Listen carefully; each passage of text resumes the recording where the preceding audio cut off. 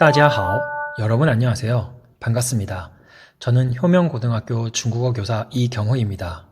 교실에서 직접 보고 인사를 나누지 못하고 온라인으로 인사를 하게 돼서 아쉽네요. 중국어 시간 초반에는 교과서가 아닌 선생님이 제작한 프린트로 수업을 진행하려고 합니다. 수업 시작 전 코로나 관련 안전수칙 3가지만 말씀드릴게요. 첫째, 항상 마스크를 착용해 주시고요. 둘째, 30초 이상 흐르는 물에 손을 씻어주세요. 셋째, 가급적 외출을 삼가해 주시기 바랍니다. 그럼 수업을 진행해 보도록 하겠습니다. 제목을 보겠습니다. 중국과 중국어에 대하여입니다. 우리가 이 단원을 통해서 무엇을 배워볼까요? 다음을 통해서 하나씩 살펴보도록 하겠습니다. 첫째, 중국과 중국어에 대해서 알아보겠습니다. 중국이란 어떤 나라고 중국어는 어떤 언어인지 가볍게 짚고 넘어가겠습니다. 그 다음에는 중국어 발음을 배워보도록 하겠습니다. 중국어 발음은 총 3가지로 이루어져 있습니다. 첫째, 성조, 둘째, 성모, 셋째, 운모, 이 3가지로 이루어져 있습니다. 그리고 운모 부분까지 프린트를 통해서 수업을 진행하도록 하겠습니다. 그 이후에 교과서를 통해서 수업을 진행하겠습니다. 자, 그러면 다음으로 넘어가겠습니다.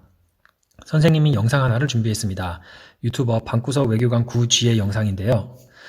중국에 대한 편견을 이 영상을 통해서 깰 수 있을 거라고 생각하기에 선생님이 준비했습니다. 그럼 다 같이 보도록 하겠습니다.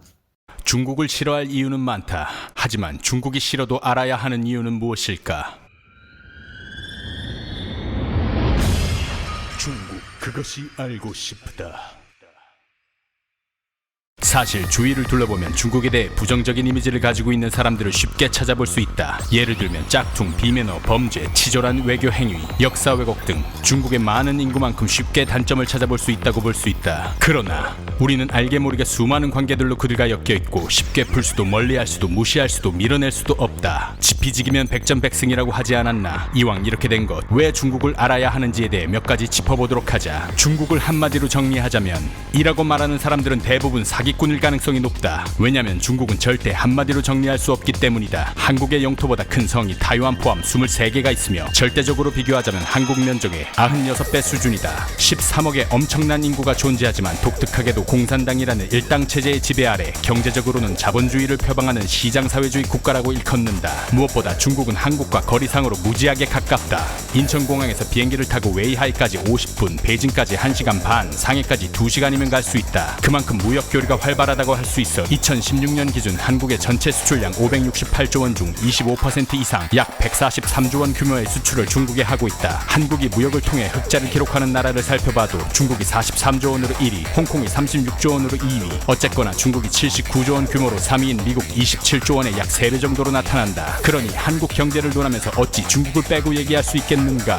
관광 관련 산업도 마찬가지이다. 한국에 방문하는 외국인 관광객 1,700만 명 중에 중국인 관광객만 약 800만 명으로 50%를 차지하고 있고, 그들이 국내 면세점에서 소비하는 금액은 2015년 5조 2,395억 원으로 전체의 57%, 2016년에는 7조 8,063억 원으로 전체의 63.6%를 차지하고 있으니 솔직히 국내 관광시장의 중국 의존도는 매우 높다고 볼 수 있다. 이번 사드 사태의 영향으로 중국이 자국 해외여행객의 한국 방문을 의도적으로 막아서자 면세점 매출이 순간 40%나 급감할 정도로 국내 관광산업에서 중국이 차지하는 영향력은 객관적으로 크다고 볼 수 있다. 우리에게는 엄청난 숫자임이 분명하지만 한국에 방문하는 중국인 관광객은 중국에서 해외로 나가는 관광객의 6.6% 정도밖에 되지 않는다고 하니 중국 입장에서 보면 한국 아니어도 갈 곳이 많겠지만 한국 입장에서는 중국인 관광객이 큰 손임에는 틀림이 없다고 볼 수 있다. 역사적으로 한국과 중국은 국가적으로 수백 차례의 전쟁을 치르면서도 민간 외교를 통해 다양한 문화와 문물을 교류해왔다. 앞에서도 언급했듯이 한국의 경제, 문화, 외교 방면에서 중국을 빼고 얘기할 수 없다면 차라리 제대로 알고 공부하여 우리에게 더 유리한 쪽으로 활용하는 것이 좋지 않을까?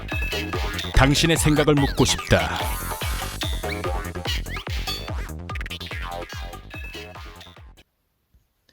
여러분들은 어떻게 생각하시나요? 아마 저마다 생각하는 바가 있을 거라고 믿습니다. 이 부분은 과제를 통해서 선생님이 다시 한번 확인해 보도록 하겠습니다. 그러면 중국이란 어떤 나라인지 하나씩 살펴보겠습니다. 중국이라고 부르고 있지만 그것은 정식 명칭이 아닙니다. 우리도 한국이라고 부르지만 정식 명칭은 대한민국이듯이 중국도 정식 명칭이 따로 있습니다. 중국의 정식 명칭은 중화인민공화국이라고 부릅니다. 앞글자와 뒷글자를 따서 중국이라고 하는 것입니다. 우리나라는 1948년 8월 15일에 정부가 수립이 됐죠. 중국은 우리보다 1년 늦은 1949년 10월 1일에 정부가 수립이 됐습니다. 수도는 베이징이고요. 2008년 8월에 베이징 올림픽을 개최했었습니다. 그러면 8월 며칠에 개최했었는지 혹시 기억나시나요? 그렇죠. 8일입니다. 그럼 개막식은 몇 시에 시작했죠? 그렇죠. 8시 8분에 시작했습니다. 여기까지는 공식적인 내용이고 비공식적으로는 8초에 시작했다고 하네요. 공통적으로 어떤 숫자가 들어가죠? 그렇죠. 8이 들어갑니다. 2008년 연도는 중국에서 정하지 못했지만 나머지 8월 8일 8시 8분은 중국 정부에서 정한 겁니다. 그러면 왜 숫자 8이 들어가는 날짜와 시각에 개막식을 열었을까요? 그 이유는 중국 사람들이 8이라는 숫자를 좋아하기 때문입니다. 8을 중국어로 뭐라고 하냐면요. 빠라고 발음합니다. 요 빠의 발음과 요 단어 파차이의 파랑 발음이 비슷합니다. 그래서 좋아하는 것입니다. 그러면 파차이는 무슨 뜻일까요? 파차이는 돈을 벌다란 뜻입니다. 그렇기 때문에 중국 사람들은 숫자 8을 돈을 벌어다주는 숫자, 행운을 가져다주는 숫자라고 생각합니다. 그래서 베이징 올림픽의 성공적인 개최를 염원하기 위해서 8월 8일 8시 8분에 개막식을 시작했다고 볼 수 있는 것입니다. 요 부분은 빈칸 아무데나 좀 써주시면 감사하겠습니다. 다시 한번 정리해드리겠습니다. 중국인이 좋아하는 숫자는 8입니다. 좋아하는 이유는 돈을 벌다의 발음과 비슷해서 이렇게 적어주시면 될 것 같습니다. 자, 요거 말고도 8을 좋아하는 거에 대한 예를 하나만 더 드리겠습니다. 중국은 우리와 달리 자동차 번호판, 전화번호를 사고 팔 수가 있습니다. 몇 년 전에 중국 전화번호 888에 8888 이란 전화번호가 경매에 나와서 팔렸습니다. 어느 기업에서 사갔는데요. 여러분들이 그 기업의 CEO라면 얼마 정도면 적정가라고 생각하십니까? 뭐 한 5억을 생각하시는 친구들도 있을 겁니다. 근데 그거보다 조금 더 셉니다. 얼마에 샀냐면 15억에 샀다고 합니다. 굉장한 금액이죠. 근데 이 금액을 쏟아부을 정도로 그만한 값어치가 있다고 생각했기에 15억이란 금액을 쓴 겁니다. 홍보 효과는 물론이거니와 큰 행운을 가져다 줄 거라고 믿기 때문이지요. 또한 중국 번호판, 자동차 번호판 8888이란 번호가 있다면 그 차는 보나마나 굉장히 비싼 차일 겁니다. 8888이란 번호판을 사기 위해선 어마어마한 돈을 써야 될 거고 그러한 돈을 가지고 있는 사람이 저렴한 차, 그냥 일반 보통 차를 살 리는 없기 때문입니다. 그 정도로 중국 사람들은 숫자 8을 엄청나게 좋아합니다. 자, 그러면 좋아하는 숫자가 하나 나왔으니까 싫어하는 숫자 하나만 더 짚고 넘어갈게요. 한국 사람들, 우리나라 사람들은 어떤 숫자를 싫어하죠? 그렇죠. 4를 싫어합니다. 왜 싫어하죠? 그렇죠. 죽다의 발음과 같아서 싫어하죠. 중국 사람들도 똑같습니다. 4는 중국어로 쓰라고 발음합니다. 이 발음이 죽을 사자는 쓰라고 하는데 발음이 비슷하죠. 그래서 싫어합니다. 이 부분도 적어주시면 감사하겠습니다. 다시 한번 정리해 보겠습니다. 중국인이 싫어하는 숫자 4, 싫어하는 이유 죽다의 발음과 비슷해서 이렇게 적어주시면 좋을 것 같아요. 그리고 참고로 일본 사람들도 4라는 숫자를 싫어한다고 합니다. 이유는 우리와 똑같습니다. 그래서 한중일 공통적으로 숫자 4를 싫어한다는 거 참고로 기억해 두시면 좋을 것 같습니다. 자, 넘어가겠습니다. 자, 사진 하나를 보겠습니다. 지금 사진 속에 있는 곳은 천안문이라고 하는 곳입니다. 천안문은 옛날에 요 문을 넘으면 자금성이 있었기 때문에 굉장히 중요한 역할을 하던 곳이옵니다. 우리로 따지면 4대문 정도로 생각을 하시면 될 것 같습니다. 근데 지금은 다른 의미로 굉장히 중요한 곳입니다.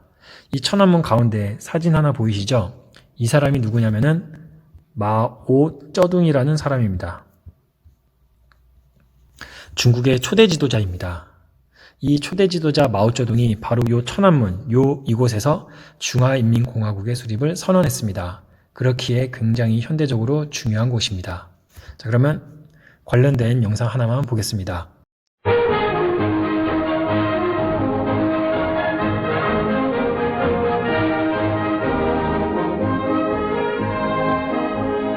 한화 인민공화국中央人民政府今天胜利了。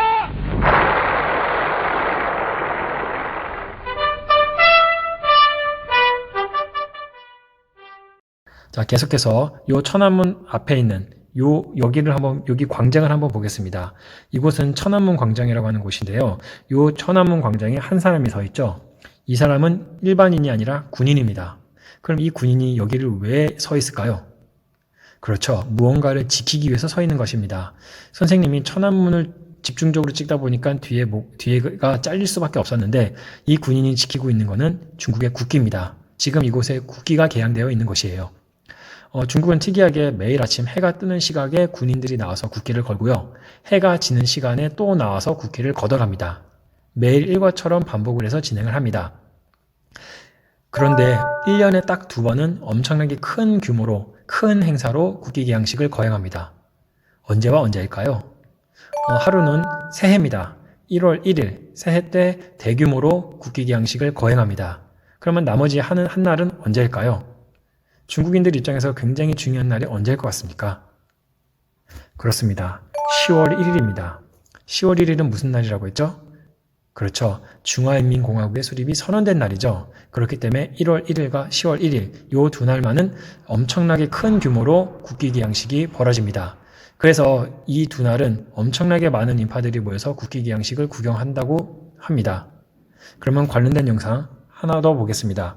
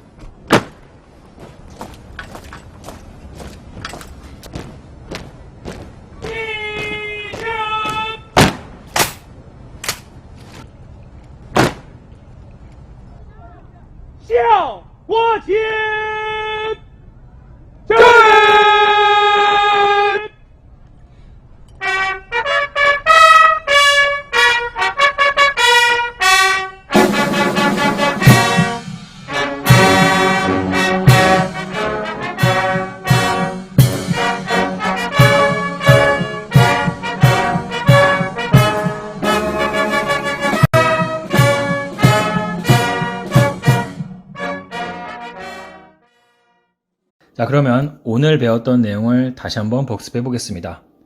중국의 정식 명칭은 중화인민공화국이고요. 수립일은 1949년 10월 1일입니다.